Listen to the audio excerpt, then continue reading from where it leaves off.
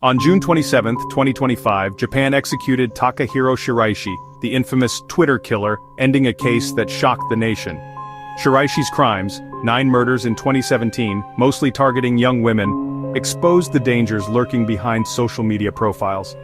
He preyed on vulnerable individuals expressing suicidal thoughts online, luring them to his Tokyo apartment with false promises of a suicide pact. Once inside, he killed and dismembered his victims, storing their remains in coolers. The case shattered Japan's sense of safety and forced a reckoning with the risks of digital anonymity.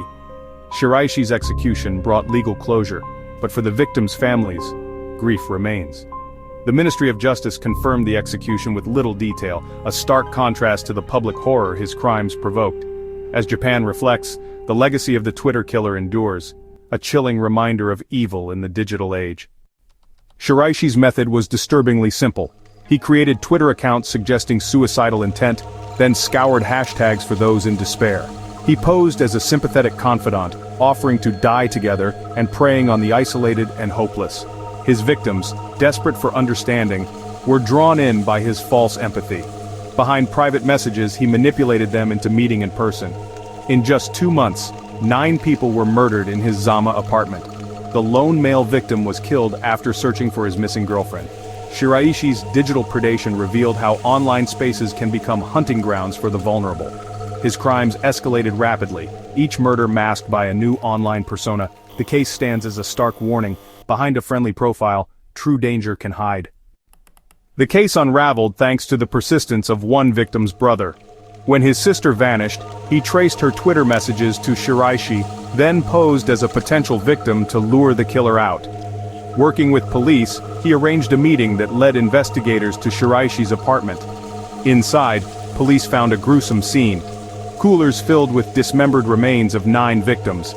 Shiraishi confessed immediately, and his arrest sent shockwaves across Japan. At trial, his defense claimed the victims consented, but Shiraishi himself admitted they had not. The court found him guilty on all counts, sentencing him to death in December 2020. The brothers' determination brought justice and exposed the chilling reality behind the screen. The case became a grim milestone in Japan's criminal history.